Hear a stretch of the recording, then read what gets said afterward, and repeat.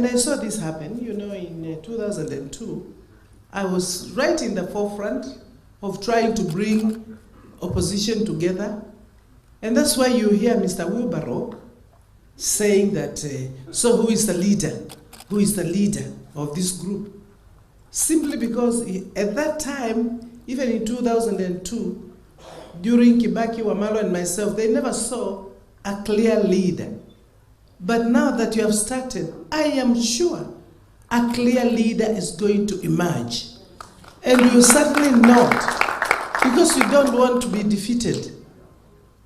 Na mtu ambaye, for me, I want to say, in the broad daylight, if this country is led by one,